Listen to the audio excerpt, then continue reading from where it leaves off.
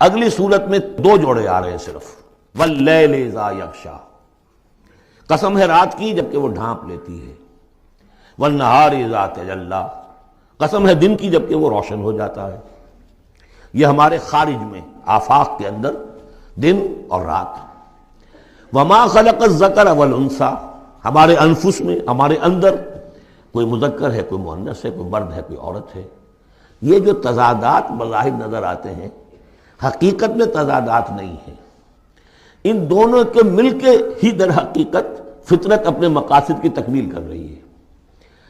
دن اور رات کے فرق سے ہی سارا نباتاتی نظام جو ہے یہ وہ سارا کا سارا اسی کے ساتھ وابستہ ہے، اسی سے اس کا ریسپریٹری سسٹم ہے، اسی سے یہ فوٹو سنتھسس اور سب کا یہ جو سولر انرجی ہے اس کا درختوں کی لکڑیوں میں آ کے سٹور ہو رہا ہے، یہ کیا ہو رہا ہے؟ یہ سارا کا سارا دن اور رات کے ساتھ ہے۔ اسی طریقے سے مرد اور عورت، اگر یہ فرق نہ ہو تو اولاد کیسے ہو، آگے نسل کیسے چلے؟ تو تضادات میں بھی توافق ہے یہاں، اگرچہ بعض چیزیں بظاہر متضاد ہیں لیکن ان میں توافق ہے، اللہ تعالیٰ نے اسی لیے پیدا کیا، لیکن ساتھ ہی یہ بتا دیا کہ جیسے یہ تضادات تمہیں نظر آ رہے ہیں واضح طور پر، دن اور رات، نر اور مادہ، ایسے ہی ان سعیکم لشتی، تمہاری جو سعی ہے، محنت ہے، بھاگ دوڑ ہے، وہ تو سب کر رہے ہیں۔ وہ تو کل ہم پڑھ چکے سورہ بلد میں، لقد خلقنا الانسان فی کبد،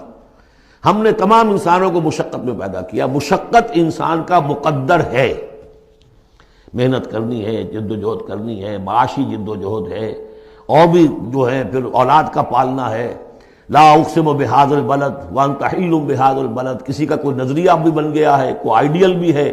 کسی آئیڈیالوجی کا ماننے والا ہے، اب اس پر اس کا بوجھ ہے کہ اس آئیڈیالوجی کو پروموٹ کرے، اس نظریے کو پھیلائے، اور پھر یہ کہ اس نظام کو قائم کرنے کے لیے تن من دھن لگائے۔ تو کتنے بوجھ ہیں انسانوں پر، پھر کتنے صدمے انسان اٹھاتا ہے۔ تو فرمایا کہ لا اقسم بہذا البلد وانت حل بہذا البلد ووالد وما ولد لقد خلقنا الانسان فی کبد،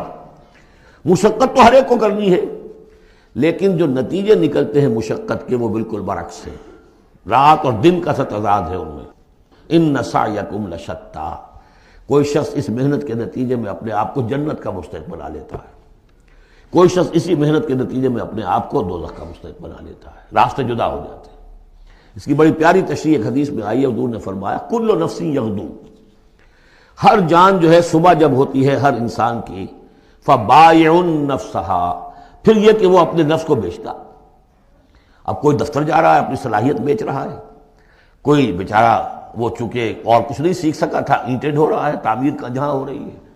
کوئی کسی چلا رہا ہے، کوئی ہل چلا رہا ہے، کسی کی مشقت، کوئی اپنی جسمانی جو قوت ہے وہ بیچ رہا ہے، کوئی اپنی ذہنی صلاحیت، اپنی ایکسپرٹیز، ڈاکٹر ہے اس نے بڑی مشکل سے فن حاصل کیا ہے، وہ بیٹھ کے فیس لے رہا ہے، لیکن بیچ رہا ہے اپنے آپ کو، اپنا وقت بیچ رہا ہے۔ تو کل نفس یغدو فبائع نفسہ فموتقھا وموبقھا، دن بھر کی محنت کر کے شخص ایک وہ شخص ہے جس نے حلال کو پیش نظر رکھا، حرام سے بچا، جھوٹ نہیں بولا، کسی کو دھوکہ نہیں دیا، کسی کے ساتھ جو ہے بے ایمانی نہیں کی، وہ شام کو آئے گا تو مشقت تو اس نے بھی کی ہے لیکن یہ لے کر آئے گا اللہ کی رحمت۔ دوسرا شخص مشقت اس نے بھی کی ہے، کہیں کم تول دیا تھا، کہیں کم ماپ دیا تھا، کہیں جھوٹ بول دیا تھا، کہیں کسی کی حق تلفی کی تھی، کہیں کسی کی عزت نفس پر حملہ کر دیا تھا، وہ مشقت بھی کر کے آئے گا اور شام کو جہنم کی گٹھڑی لے کر آئے گا اپنے کندھے پر، یا وہ نفس کو جہنم سے آزاد کرا کے آیا شام کو، اور یا وہ شام کو جہنم کے عذاب کی ایک گٹھڑی لے آیا ہے۔ تو کل نفس یغدو فبائع نفسہ فموتقھا وموبقھا۔ اب وہ بات ہے، اب یہ اس اعتبار سے سمجھ لیجئے کہ میرے نزدیک قرآن مجید کی اہم ترین یہ صورت ہے، ایک راستہ ہے، اس کے تین اوصاف بیان کیے ہیں، اگر یہ تین اوصاف ہوں گے تو خیر کے راستے پر آدمی بڑھتا چلا جائے گا، اور اگر اس کے برعکس تین صلاحیتیں ہوں گی تو انسان گرتا چلا جائے گا، شر کی طرف جو ہے وہ اس کا قدم آگے سے آگے بڑھتا چلا جائے گا۔ پہلے تین اوصاف کون سے ہیں؟ واللیل اذا یغشا والنہار اذا تجلی وما خلق الذکر والانثی ان سعیکم لشتی فاما من اعطی واتقی وصدق بالحسنی، جس شخص میں عطا ہے، جود ہے، سخاوت ہے، کسی کو بھوکا دیکھے تو اگر ایک روٹی ہے تو اس کو بھی بانٹ کر کھا سکے، کسی کو تکلیف میں دیکھے تو اگر اس کے پاس کوئی ہے ایسی چیز جس سے کہ اس کی تکلیف وہ رفع کر سکتا ہو تو دریغ نہ کرے، یہ عطا ہے، جود، عطا، سخاوت۔ فاما من آتا، پہلی شرط یہ ہے، چونکہ ہم سورہ بلد میں بھی دیکھا ہے کہ وہ جو گھاٹی ہے جس سے گزرنا مشکل ہے، فلقتحم العقبہ، وہ کون سی گھاٹی تھی؟ فک رقبۃ او اطعام فی یوم ذی مسغبۃ یتیما ذا مقربۃ او مسکینا ذا متربہ ثم کان من الذین آمنوا وتواصوا بالصبر وتواصوا بالمرحمہ۔ اس گھاٹی کو عبور کر کے اگر اہل ایمان میں شامل ہوگا تو ابو بکر صدیق بنے گا، عمر فاروق بنے گا، عثمان غنی بنے گا، اور اس گھاٹی کو عبور کیے بغیر کسی وجہ سے اسلام لے آیا عبداللہ ابن ابی بن جائے گا۔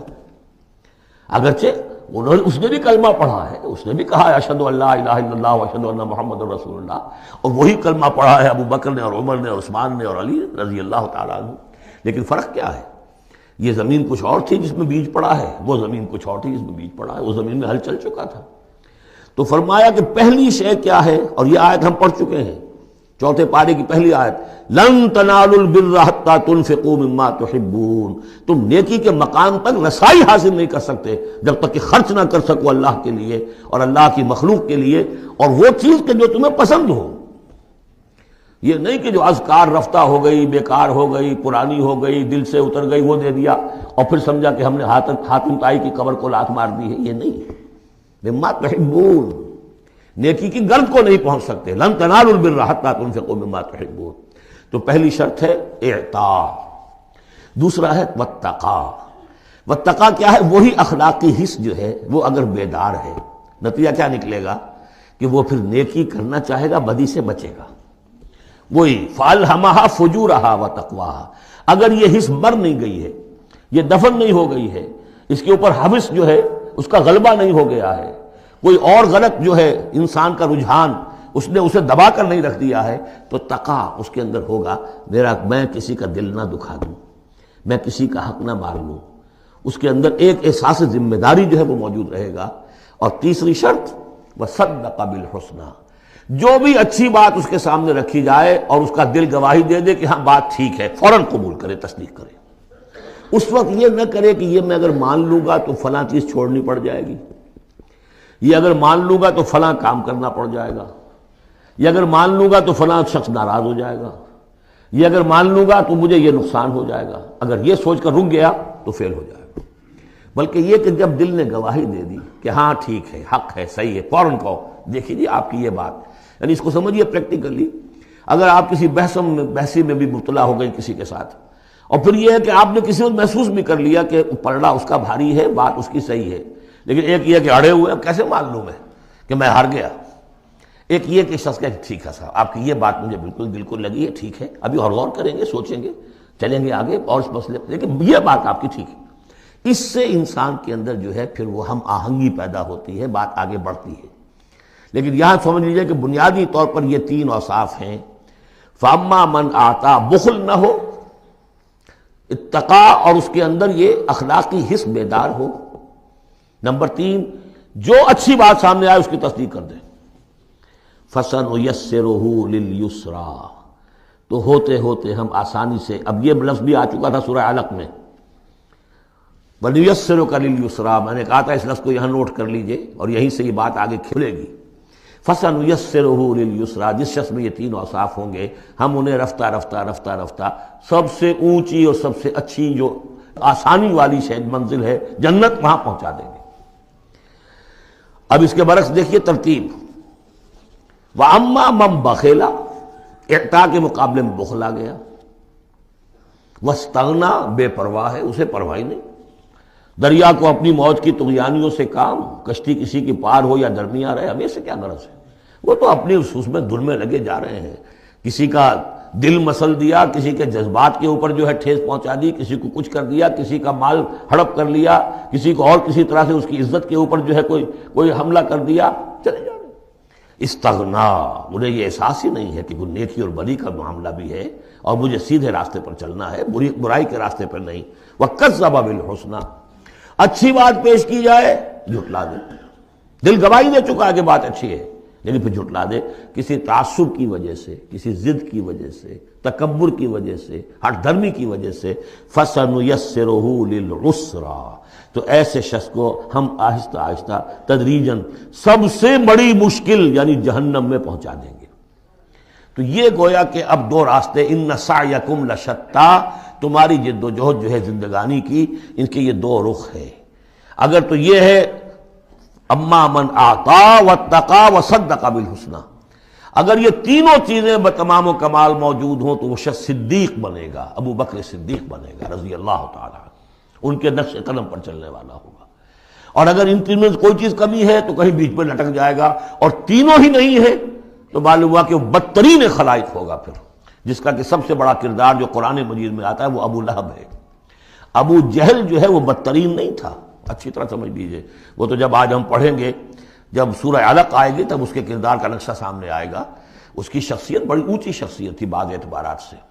میں سنا چکا ہوں، نے صاف مانا تھا کہ محمد جھوٹ نہیں کہہ رہے، جو کچھ کہہ رہے ہیں صحیح کہہ رہے ہیں، لیکن میں نہیں مان سکتا۔ اس کا مطلب ہے ہمیشہ کے لیے ہم بنو امیہ جو ان کے غلام ہو جائیں گے، بنو ہاشم کے، یہ میرے لیے قبول نہیں۔ صاف تو کہا نا کم سے کم، give the devil his due. اسی طریقے سے جس باطل دین کا وہ علمبردار تھا اس کے لیے اس نے گردن کٹوائی ہے، قربانی دی ہے اس نے۔ ابو لہب نے 2 مرسنریز بھیج دیے، تم چلے جاؤ، میں تمہیں پیسے دے دوں گا، تم جاؤ، تم لڑاؤ میری جگہ پر، اس لیے کہ اس میں وہ بات نہیں تھی، اس میں مردانگی تھی۔ کوئی وجہ تھی کہ حضور نے 2 شخصوں کو برابر تولا ہے، عمر ابن الخطاب اور عمرو ابن ہشام میں سے اللہ کسی ایک کو میری جھولی میں ڈال دے، کوئی وجہ تھی نا، آخر دونوں کو کیسے کیا ہے؟ اگر کہیں وہ بھی ایمان لایا ہوتا تو عمر ابن الخطاب کی طرح کا مسلمان ہوتا، پھر وہ اس طرح کا ڈھیلا مسلمان نہ ہوتا، وہ عبداللہ ابن ابی والا مسلمان نہ ہوتا۔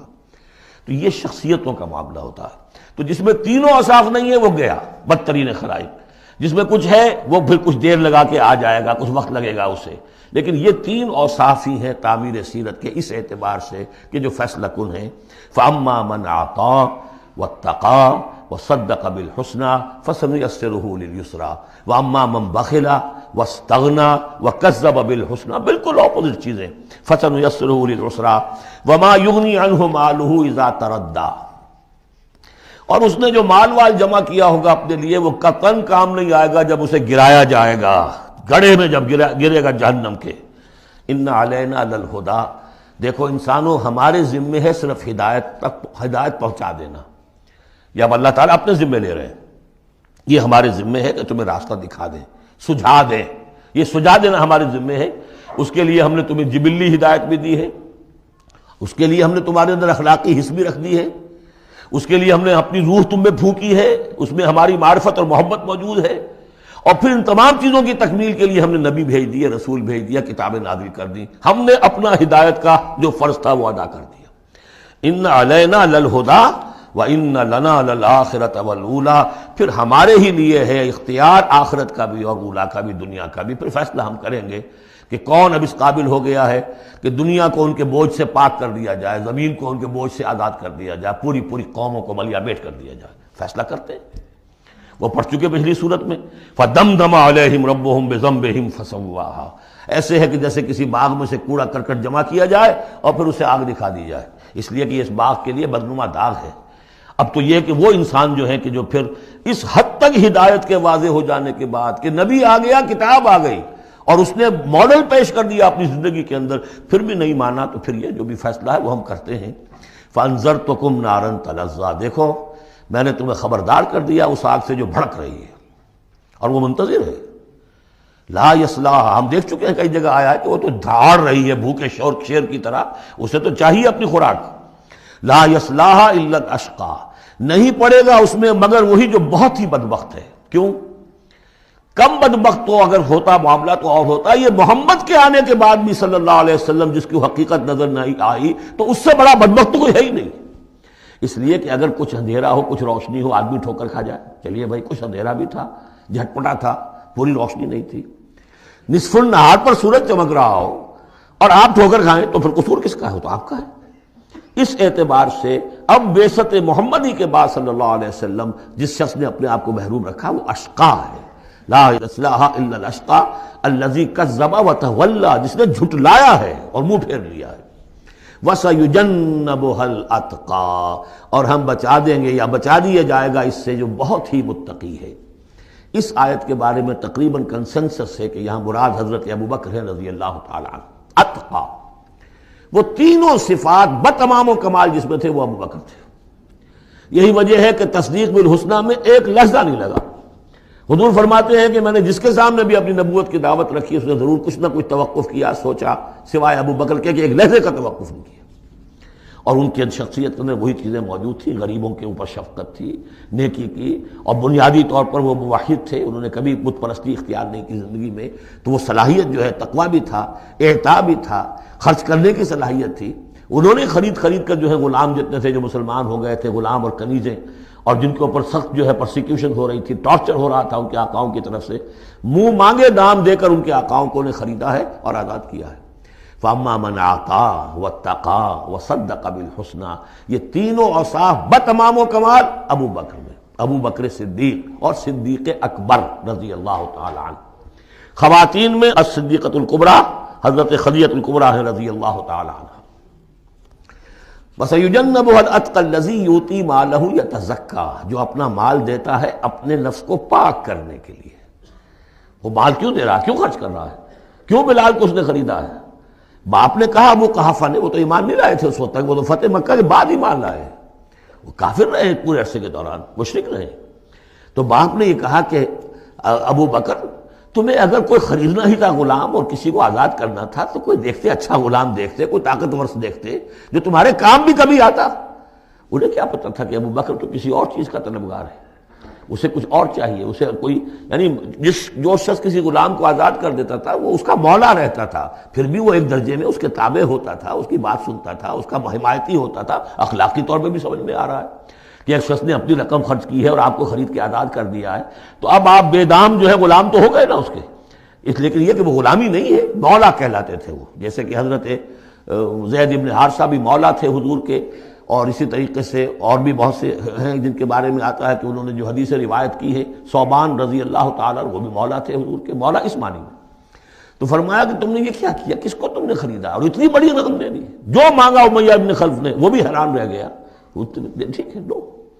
الذی یؤتی مالہ یتزکیٰ وما لأحد عندہ من نعمۃ تجزیٰ، اور ایسا نہیں ہے کہ کسی اور کا اس پر کوئی احسان ہو جس کا وہ بدلہ چکا رہا ہو، نہیں، الا ابتغاء وجہ ربہ الاعلیٰ، صرف اپنے بلند و بالا پروردگار کی رضا جوئی کے لیے وہ خرچ کر رہا ہے۔ وَلَسَوْفَ يَرْضَىٰ، اور وہ ان قریب راضی ہو جائے گا۔ یہ ان قریب راضی ہو جائے گا کون؟ اللہ بھی راضی ہو جائے گا اور ابو بکر بھی راضی ہو جائیں گے، رضی اللہ عنہ ورضوا عنہ، جیسے ہم خطبے میں بھی کہتے ہیں رضی اللہ تعالی عنہ وارضاہم، اللہ تعالیٰ بھی راضی ہو جائے ان سے اور اللہ ان کو راضی بھی کر دے، ان کو بھی اتنا اجر و ثواب دے۔ وَلَسَوْفَ يَرْضَىٰ، اور میرے نزدیک یہاں مراد حضرت ابو بکر ہے، اس کا میں ثبوت آپ کو اگلی صورت میں دوں گا۔ اب دیکھیے پہلی صورت میں آیا تھا قد افلح من زکاہا وقد خاب من دساہا، 8 آیتیں تھیں، وہ تھیں قسموں پر مشتمل، لیکن اصل مضمون کیا تھا؟ نفس انسانی میں نیکی اور بدی کا شعور بدیت کر دیا ہم نے۔ اب جس نے اس کو بنا لیا، سنوار لیا، وہ کامیاب، جس نے اس کو دبا دیا، مٹی میں دفن کر دیا، وہ ناکام۔ اگلی صورت میں آگے راستہ بتا دیا، سنوارنے کا راستہ کیا ہے؟ اعطاء، تقویٰ، تصدیق بالحسنہ، ان عادتوں کو کلٹیویٹ کرو اپنے اندر، تو یہ راستہ جو ہے تمہارا جائے گا صدیقیت کی طرف اور اللہ تعالیٰ کی رضا کی طرف۔ اس کے برعکس صاف بخل، استغنا، پرواہ ہی نہیں، کیا خیر کیا شر کوئی پرواہ نہیں، اپنی خواہشات کو پورا کرنا ہے، اپنی اشتہا جو ہے اس کو شہوت کو پورا کرنا ہے، حرام سے حلال سے اس سے کوئی بحث نہیں۔ اور یہ کہ بات سچی آئی، اچھی آئی اور دل نے گواہی دے دی پھر بھی اس کو رد کر دیا، تو وہ دوسری منزل پہ نکل جاؤ گے۔ اب یہ جو پہلی منزل تھی اس کا نقطہ عروج کون ہے؟ ایک تو ابو بکر آ گئے اس میں، اور ان سے بلندتر رتبہ کس کا ہے؟ محمد الرسول اللہ صلی اللہ علیہ وسلم، معراج انسانیت۔